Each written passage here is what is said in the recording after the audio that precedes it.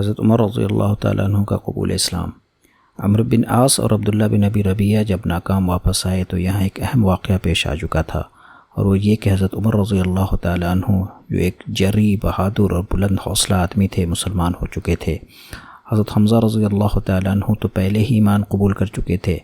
ان دونوں کی وجہ سے مسلمانوں کو بڑی قوت حاصل ہو گئی۔ چنانچہ عبداللہ بن مسعود رضی اللہ تعالیٰ عنہ کہا کرتے تھے کہ ہم لوگ حضرت عمر رضی اللہ تعالیٰ عنہ کے اسلام قبول کر لینے سے پہلے کعبہ کے پاس نماز نہیں پڑھ سکتے تھے۔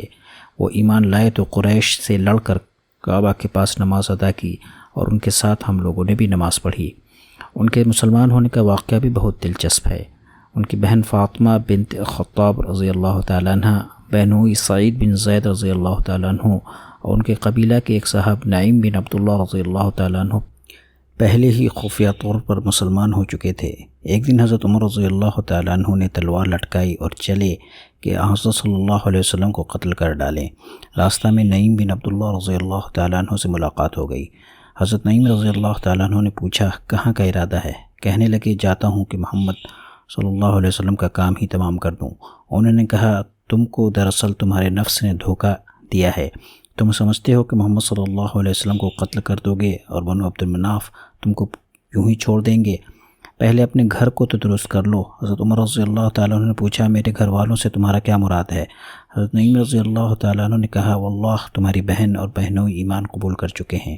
یہ سننا تھا کہ حضرت عمر رضی اللہ تعالیٰ عنہ واپس ہوئے اور اپنے بہن بہنوئی کے گھر پہنچے۔ یہاں حضرت خباب بن عرط رضی اللہ تعالیٰ عنہ پہلے سے موجود تھے، جو ان دونوں کو قرآن پڑھا رہے تھے۔ ان کے ساتھ سورۃ طٰہٰ بھی لکھی ہوئی صورت میں موجود تھی۔ جو ہی ان لوگوں نے حضرت عمر رضی اللہ تعالیٰ عنہ کی آہٹ سنی، خباب کہیں چھپ گئے اور حضرت فاطمہ رضی اللہ تعالیٰ عنہ نے اپنی رانوں سے قرآن کے اس حصے کو چھپا لیا۔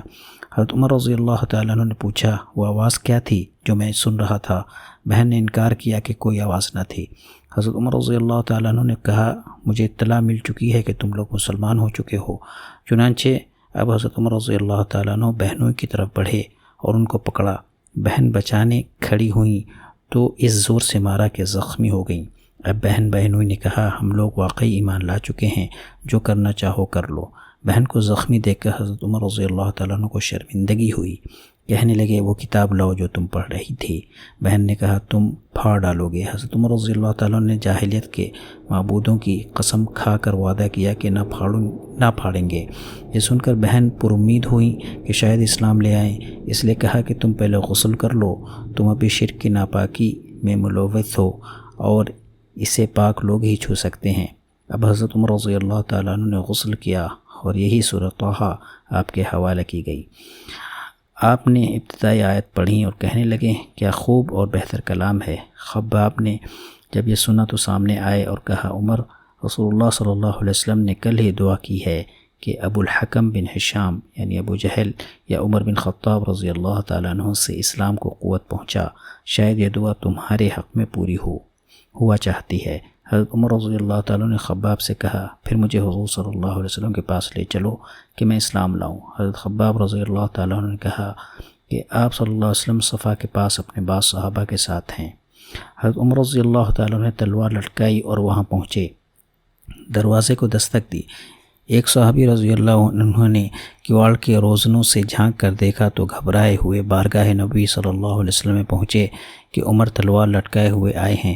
حضرت حمزہ رضی اللہ تعالیٰ عنہ نے کہا، آنے دو، بھلائی کا ارادہ ہو تب تو ٹھیک ہے، اور اگر برائی کا ارادہ ہو تو اسی کی تلوار سے اس کا خاتمہ کر دیں گے۔ حضور صلی اللہ علیہ وسلم نے آنے کی اجازت مرحمت فرما دی اور خود آگے بڑھ کر ان کا دامن پکڑا اور زور سے جھٹکا دیتے ہوئے دریافت فرمایا، عمر کیا ارادہ ہے؟ حضرت عمر رضی اللہ تعالیٰ نے کہا، ایمان لانے آیا ہوں۔ یہ سننا تھا کہ آپ صلی اللہ علیہ وسلم نے نعرہ تکبیر بلند فرمایا۔